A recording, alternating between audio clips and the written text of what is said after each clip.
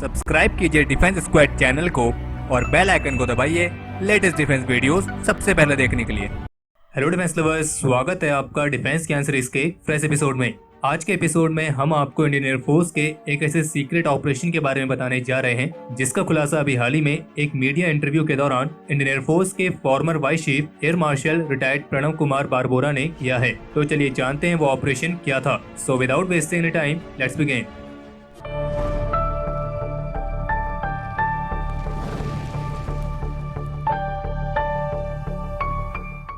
तो ये बात है सन 2008 की, जब दुनिया की सबसे ऊंची हवाई पट्टी में से एक दौलत बेग ओल्डी एयरफील्ड को फिर से सक्रिय किया गया था। और ये ऑपरेशन सीक्रेट इसलिए था क्योंकि ऐसा करने के लिए सरकार से कोई भी लिखित अनुमति नहीं ली गई थी। यहाँ तक कि उस समय के तत्कालीन रक्षा मंत्री ए.के. एंटनी को भी इसके बारे में जानकारी नहीं थी। असल में जो दौलत बेग ओल्डी एयरफील्ड है वो एलएसी पर मौजूद रणनीतिक रूप से सबसे महत्वपूर्ण क्षेत्रों में से एक है। और अभी पूर्वी लद्दाख में चाइना के साथ जो विवाद चल रहा है उसमें ये दौलत बेग ओल्डी इंडियन एयरफोर्स के लिए सबसे महत्वपूर्ण भूमिका निभा रही है। दौलत बेग ओल्डी लद्दाख में 16,614 फीट की ऊंचाई पर स्थित दुनिया के सबसे हाईएस्ट एयरफील्ड में आता है और इसका इस्तेमाल इंडियन एयरफोर्स के AN-32 और C-130J सुपर हरकुलिस जैसे एयरक्राफ्ट्स की लैंडिंग और टेक ऑफ के लिए किया जाता है। और मीडिया के साथ इंटरव्यू के दौरान इंडियन एयरफोर्स के air marshal retired Pranav Kumar Barbora से जब ये पूछा गया कि जब आपने दौलत बेग ओल्डी एयर स्ट्रिप को रीएक्टिवेट करने का फैसला लिया था तो वो आपने क्यों लिया था और वो कैसे लिया गया था, तो उन्होंने बताया कि ये सब शुरू हुआ था 2008 में, जब उन्होंने वेस्टर्न एयर कमांड को कमांडर इन चीफ के तौर पर ज्वाइन किया था।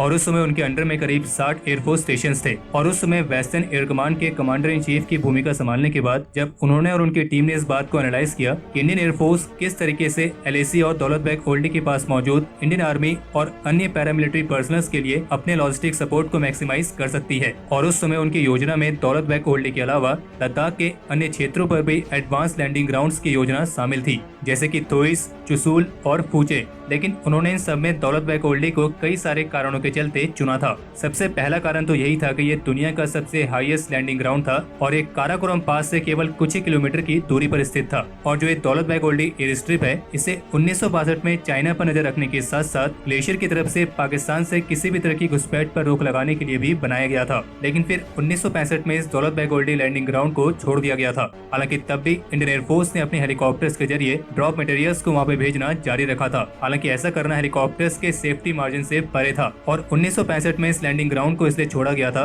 क्योंकि 1962 में भारत चाइना युद्ध के बाद आर्मी इंजीनियर्स ने यहाँ पे लैंडिंग ग्राउंड को बना के एक बहुत ही बेहतरीन काम किया था। लेकिन बाद में ये फैसला लिया गया कि इतनी अधिक ऊंचाई पर कोई भी 2 इंजन वाले एयरक्राफ्ट को उड़ाया नहीं जाएगा और इसलिए फिर उस एयरफील्ड से ऑपरेट करने के लिए जो 2 इंजन वाले एयरक्राफ्ट थे उन्हें भारत में इस तरीके से मॉडिफाई किया गया कि उनमें एक और छोटा सा इंजन लगाया गया और प्रैक्टिकली एक 2 इंजन वाले एयरक्राफ्ट को 3 इंजन वाले एयरक्राफ्ट में कन्वर्ट किया गया। लेकिन फिर 1965 तक एयरक्राफ्ट की भी लाइफ साइकिल पूरी हुई और उसे मेंटेनेंस की जरूरत पड़ी और फिर उसके बाद से इस एयर स्ट्रिप का इस्तेमाल होना लगभग बंद ही हो गया। और फिर उसके बाद जो वो एरिया था वो हॉस्टाइल बना हुआ था क्योंकि वहाँ पे ऑक्सीजन भी कम है और वनस्पति भी कम है और चौकी तक पहुँचने के लिए पर्सनल्स को कई दिनों तक पैदल चलना पड़ता था। और ऐसे भी नहीं है कि 2008 से पहले इस एयर स्ट्रिप को रीएक्टिवेट करने की कोशिश नहीं की गई थी। एयर मार्शल के मुताबिक ऐसे करीब 5 बार प्रयास किए गए थे कि इसे दोबारा से रीएक्टिवेट किया जाए। और जब खुद उन्होंने इस एयर स्ट्रिप को रीओपन करना चाहा तो उन्हें भी करीब 5 अलग अलग तरह की फाइल्स देखने को मिली। और इसके बाद उन्होंने इस बात को रियलाइज किया कि अगर वो एक और फाइल बनाते हैं और फिर से पहले की तरह ही सरकार से एक लिखित अनुमति के लिए अनुरोध करते हैं तो इस बार भी पहले वाले प्रयासों की तरह ही कोई भी सफलता नहीं मिलेगी,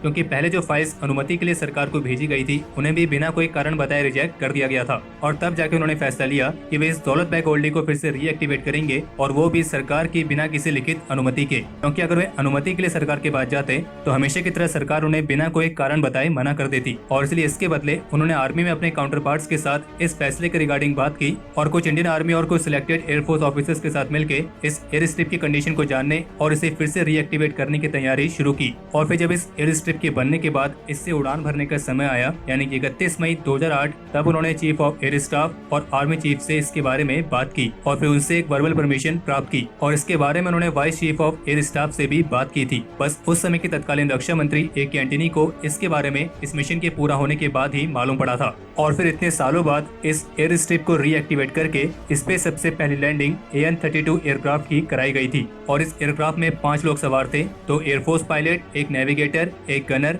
और एक वे खुद और उनके एयरक्राफ्ट ने चंडीगढ़ से उड़ान भरी और सुबह करीब 9 बजे उन्होंने दौलत बेग ओल्डी एयर स्ट्रिप में लैंडिंग की और इस पूरे ऑपरेशन को पूरी तरीके से सीक्रेट रखा गया था। और इस सफल लैंडिंग के बाद ही फिर एयरफोर्स की तरफ से उचित चैनल के माध्यम से सरकार को सूचित किया गया था। और जब सरकार को मालूम पड़ा कि उनकी जानकारी के बिना इस एयरफील्ड को फिर से रीएक्टिवेट कर दिया गया है तो सरकार ने कैसी प्रतिक्रिया दी। इस सवाल पर उनका ये कहना था कि सरकार ने उनसे पूछा कि आपने ऐसा क्यों किया, तो उनका जवाब ये था कि सैनिकों की रसद का इंतजाम रखना इंडियन एयरफोर्स की जिम्मेदारी है। और जब इस एयर स्ट्रिप को फिर से रीएक्टिवेट कर दिया गया था तब चाइना इस बारे में एक फ्लैग मीटिंग करके विचार विमर्श करना चाहता था, लेकिन भारत के इस पर सहमत होने के बावजूद चाइना कभी भी इस पर चर्चा करने नहीं आया।